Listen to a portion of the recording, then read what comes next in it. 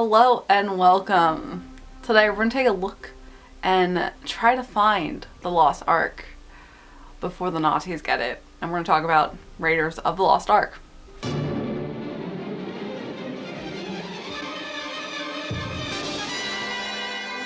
Raiders of the Lost Ark was released in 1981, and this is a very interesting film to choose because it's technically not really a Disney film.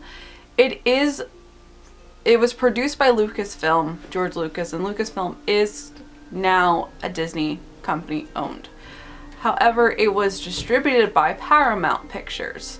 So it's a completely different company compared from Disney, but it's obviously still a very, very important Disney property to talk about because we have an entire attraction dedicated to it in Hollywood Studios, as well as we had a ride that featured parts about it.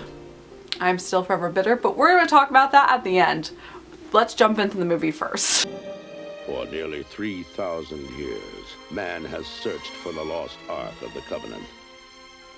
The Bible speaks of the Ark leveling mountains and laying waste to entire regions. Not something to be taken lightly. No one knows its secrets. This movie stars Harrison Ford, who we also know from Star Wars, as well as Karen Allen and Paul Freeman. This film was also directed by Steven Spielberg. My favorite fact about Steven Spielberg, though, is that he directed Captain EO.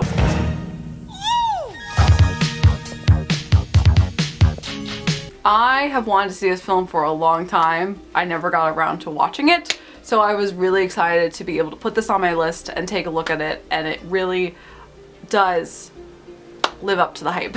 I was really impressed by it. I did not know the storyline except for that Indiana Jones goes for treasure and he has obstacles along the way.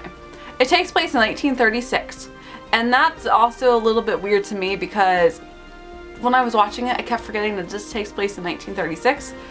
The girls look too modern, the people look too modern, and it did feel like we were in the 80s compared to the 30s.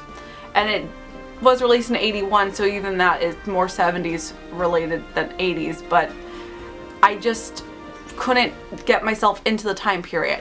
But that's a really minor setback for me. Overall, it does make so much sense, and it's really interesting, and it has a very unique concept. However, as we also know, I was pointed out by a very popular television show, that there's a major flaw in this movie. Indiana Jones plays no role in the outcome of the story. Like, if he weren't in the film, it would turn out exactly the same. The Nazis would have still found the Ark, taken it to the island, opened it up, and all died, just like they did. Whether we look into that as a theory or not, it still is interesting from a character standpoint. And I think the difference with this film compared to Indiana Jones really being needed for the plot or not is that his character is a really nice character. And it's not as much a story-based driven plot line as it's a character-driven plot line. And it's more important to get to know the characters and to learn their relationships to enjoy the movie compared to them chasing after the Nazis, trying to get this Ark of the Covenant and the religious elements of it and everything else that goes together works really well. But even if you took it away, it would still be a very great movie without all of the points across. I also really did appreciate the villain. He is very creepy, and in a lot of ways it reminds me of Hydra from Marvel. Their villain in Captain America is very similar. Shield was founded and I was recruited. The new Hydra grew, a beautiful parasite inside Shield.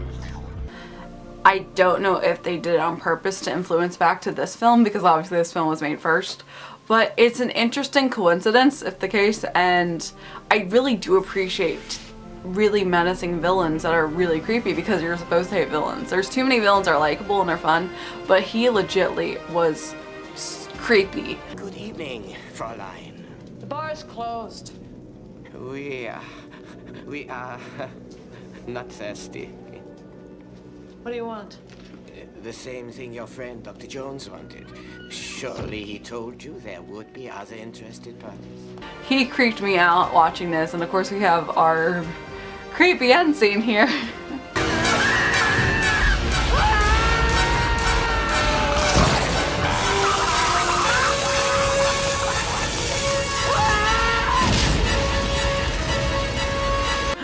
Which I'm actually honestly surprised that Disney picked this as an attraction for families. A family picture. We have the Indiana Jones attraction in Hollywood Studios.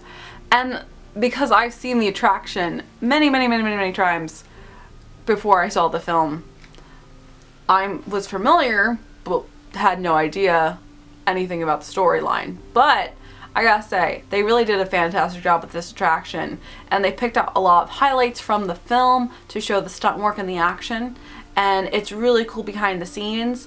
I felt like they did have a lot of iconic moments that they picked from the film into the stage show, and it makes it a lot more enjoyable. Now that I've seen the movie, I would want to go back and see it if it's still there. But at the same time, I also got to be a part of it, so I'm totally happy with that being my last memory of it and not having it around. I got picked for audience participation finally after seeing it how many times. I'm Erin, I'm from New Jersey. Nice to have you here from Jersey. And it was one of the best bucket list highlights that I had dealing with Disney. Oh! They'll be perfect. Give it up for my screamers. Up in this way, you guys. Terrified. Cut. Confused. That's perfect, Cheryl. Very nice. All right, guys. You are now on Hot Coals. Hot Coals? That looks great. Now you're in a video. You're very talented. Look at you. Yeah. Everybody shimmy. Everybody shimmy. Now turn around. Point up. Point down. Look at me and lean to your right. You're all wrong. That's okay. That's all right. And it's a really cool experience. I really love the interaction element of it. And the stage show is a lot of fun. You don't have that behind the scenes, let's take a look at how movies are made anymore in Hollywood studios, and they're completely changing their entire facade of a park. I've talked about so many times before. And if you're interested, I'll add the link below since it's so relevant to Hollywood studios.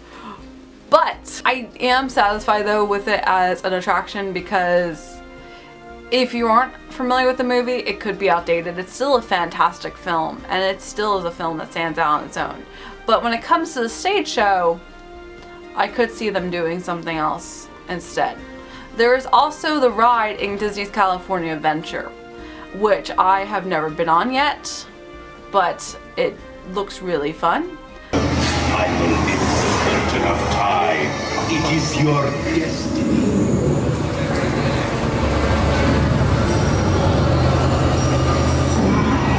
It's the same track as Dinosaur and Animal Kingdom, and I love Dinosaur, so I know I would enjoy it, and I like that there's still a ride relevant to this film because it is an excellent film. And we've lost a very crucial ride in Hollywood studios that I am legitly forever bitter about. The Great Movie Ride was my favorite ride in Hollywood studios without knowing it was my favorite.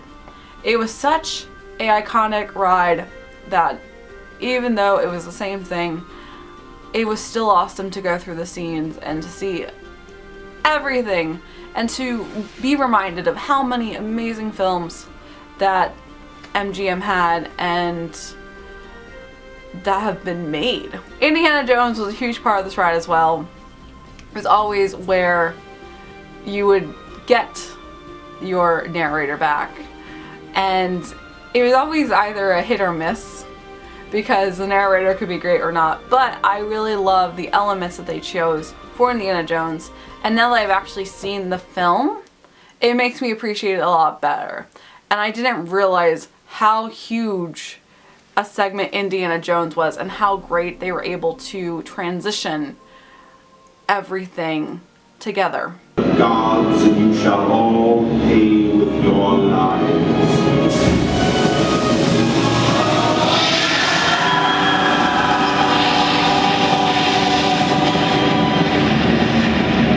I'm a definite fan of Indiana Jones now. It's actually really related to Disney as a Lucasfilm picture, even though it wasn't under the Disney logo at all.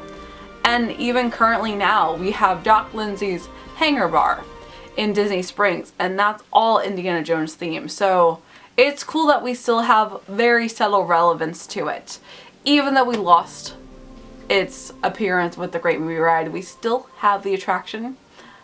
I don't know until when, but currently it's still around. And we still have the ride in California Adventure as well as other parks. I think it's also in Japan. But it's still really, really a huge deal, and we're coming out with films continuing even recently, because we had one with Shia LaBeouf recently. So I now am a fan of the Indiana Jones series, and I'm really excited to take a look at other films along the way down the road. Tomorrow, we're going to take a look at another unique 80s film, Big Trouble in Little China. So stay tuned, and as always, I hope you have a magical day, and I will see you real soon.